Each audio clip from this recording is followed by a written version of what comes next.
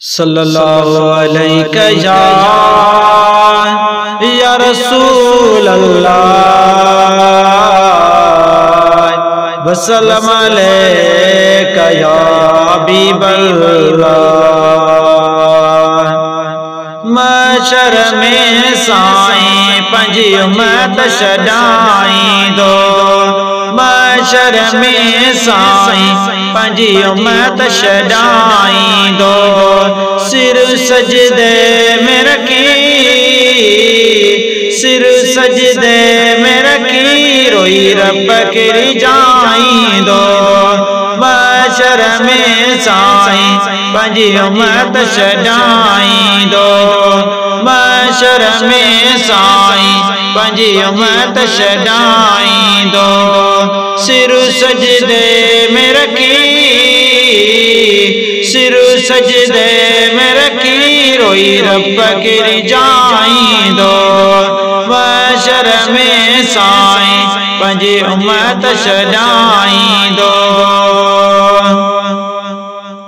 कौन खुदा जो फर्ज पढ़ियो, शेर जे मथां वधी कर्ज वयो, शेर जे मथां वधी कर्ज वयो।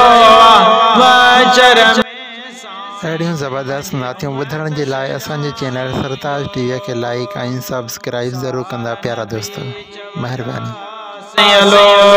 मुहम्मद जो लिबास वठो, मुहम्मद जो लिबास वठो। महशर में साईं पंजी उम्मत छॾाईंदो। कबर उंदाही घर कौन कठे क्यों साईं समर, कौन कठे क्यों साईं समर। महशर में साईं पंजी उम्मत छॾाईंदो। रुगो हिक ॿिजो क्यों पिया गिलाऊं, राति ॾींहुं पिया साईं कूड़ ॻाल्हायूं, राति ॾींहुं पिया साईं कूड़ ॻाल्हायूं। रुगो हिक ॿिजो क्यों पिया गिलाऊं, राति ॾींहुं पिया साईं कूड़ ॻाल्हायूं, राति ॾींहुं पिया साईं कूड़ ॻाल्हायूं।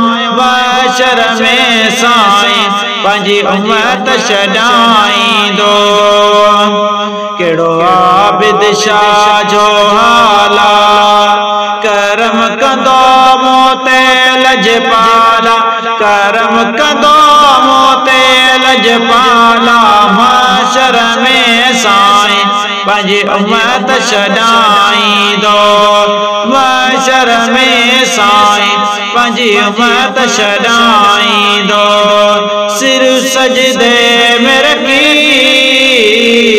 सिर सजदे में रखी रोई रब के रिजाईंदो। महशर में साईं पंजी उम्मत छॾाईंदो।